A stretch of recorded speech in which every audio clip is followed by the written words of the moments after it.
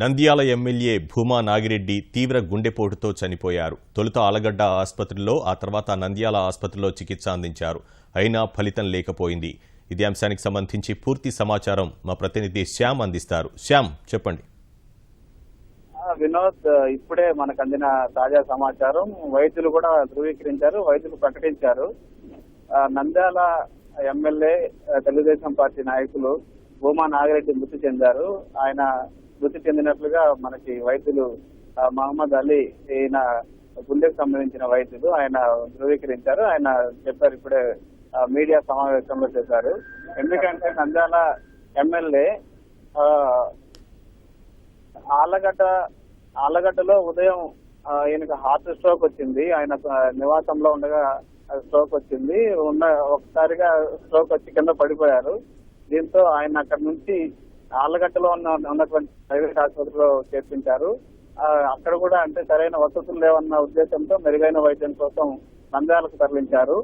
నంద్యాలకు తరలించిన తర్వాత అక్కడ ప్రైవేట్ ఆసుపత్రిలో దాదాపు 2 గంటల సేపు ఆయనకు చికిత్స అందించారు. అనంతరం మృతి చెందారు. వెంటిలేటర్ మీద ఉంచి చికిత్స అందించారు.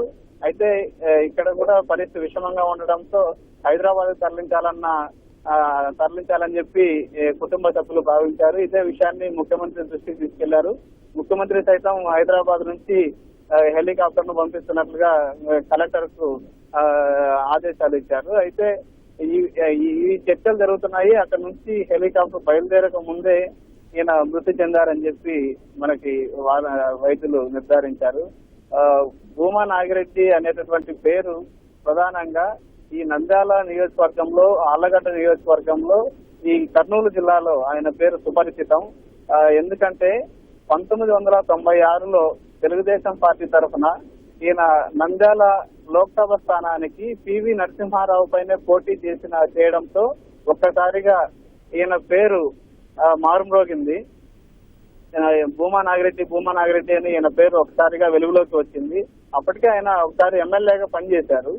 ఈ 96లో పివి నరసింహారావు పైన పోటీ చేసి ఓడిపోయినా కానీ ఆయన రెండు చోట్ల బరంపురంలో, ఇటు నంద్యాలలో పోటీ చేశారు. అయితే 2 చోట్ల గెలిచారు. దీంతో ఈ నంద్యాల లోక్సభ స్థానానికి ఆయన రాజీనామా చేశారు. దాంతో మళ్ళీ బై ఎలక్షన్లు వచ్చాయి.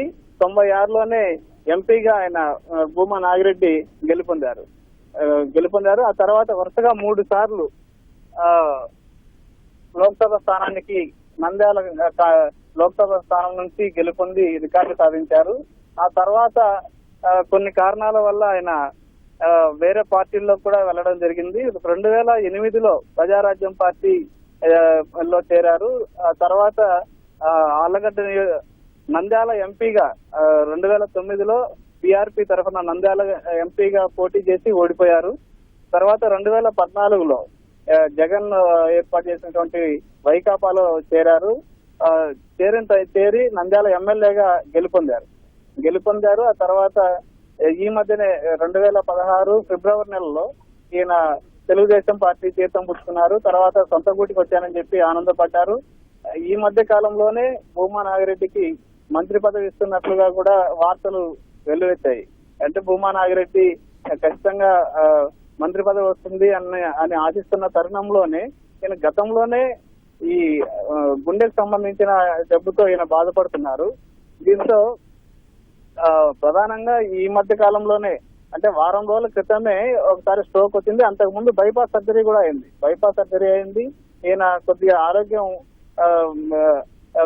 ఆరోగ్యం విషమంగా ఉందని చెప్పి కొంత భావించారు. మళ్ళీ తిరిగి కోలుకొని బాగానే ఉన్నారు. ముఖ్యమంత్రిని కలిశారు. ముఖ్యమంత్రి కూడా ఎంతో ఆయన ఆరోగ్యం గురించి ఆసక్తిగా తెలుసుకున్నారు. కొద్దిగా ఏం ధైర్యంగా ఉంటామని చెప్పి ధైర్యం చెప్పారు. త్వరలోనే మంత్రివర్గ విస్తరణ జరుగుతుంది. మంత్రిగా కూడా ఇస్తారని చెప్పి ఆయనకు అంటే ముఖ్యమంత్రి నుంచి కొద్దిగా స్పష్టమైన ఆదేశాలు కూడా అందాయి. ఈ తరుణంలో ఉన్నట్టుండి ఒకసారిగా ఈ ఉదయం ఈ విధంగా జరగడం, ఈయన మృతి చెందడం ఇటు తీవ్ర ఆవేదన గురి చేస్తుంది. ఇక్కడ స్థానిక ప్రజల్లో గాని, ఆయన అభిమానుల్లో గాని, ఇటు తెలుగుదేశం పార్టీలో గాని ఈయన లేని లోటు ఏ విధంగా అంటే నంద్యాలకు బలమైన నాయకుడు, నంద్యాల ఆళ్లగడ్డ నియోజకవర్గాలకు ఈయన ఇటు ఒంటి చేతితో ఈ పార్టీని గెలిపించగలిగిన వ్యక్తి ఈ 2 స్థానాలకు. కాబట్టి ఈయన లేకపోవడంతో ఇక్కడ ఉన్న కార్యకర్తలు గాని స్థానిక నాయకుల్లో గాని తీవ్ర ఆందోళన వ్యక్తం అవుతుంది. ఈ విషయం తెలిసిన తర్వాత ఈ ప్రాంతంలో విషాదం కూడా నెలకొంది. వినోద్.